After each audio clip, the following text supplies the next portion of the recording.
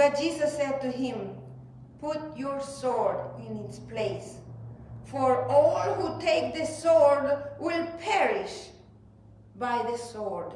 During the first 300 years of the Christian church, it shows that they understood the words of Jesus to abandon all efforts to defend themselves and keep the sword in its place.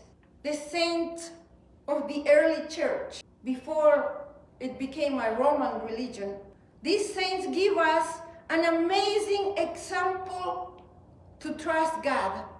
Many of these Christian brothers and sisters died in martyrdom. In Luke 22, verse 38, Jesus answered the disciples when they presented two swords. Jesus told them, "Enough!" An expression of frustration because they did not understand him.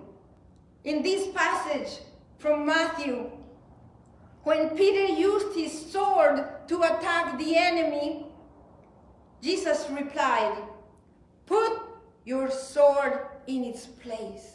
This is an order that means that we should not defend ourselves with human strength or with human methods. We have to acknowledge, we have to recognize that God is our protector. God is the one that defends us, not ourselves. And this takes humility on our part, to acknowledge that God is the one that defends us. To trust God to defend us takes a lot of humility and at the same time courage and strength, because sometimes to trust God to defend us and to give up our own weapons means that we will allow others to hurt us. It also means that we may allow others to kill us. There comes a time when we must make a decision.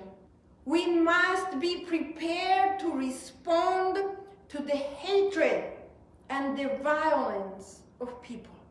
One option is to respond like Peter did. He tried to defend himself with weapons.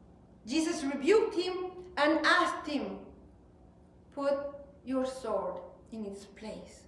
Another option is to respond like our brothers and sisters in the early church, to respond like Jesus did.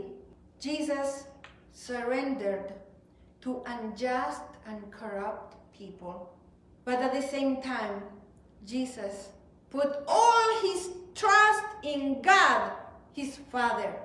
Jesus gave up all his power and authority, and Jesus yielded to the violence and hatred of people that were religious.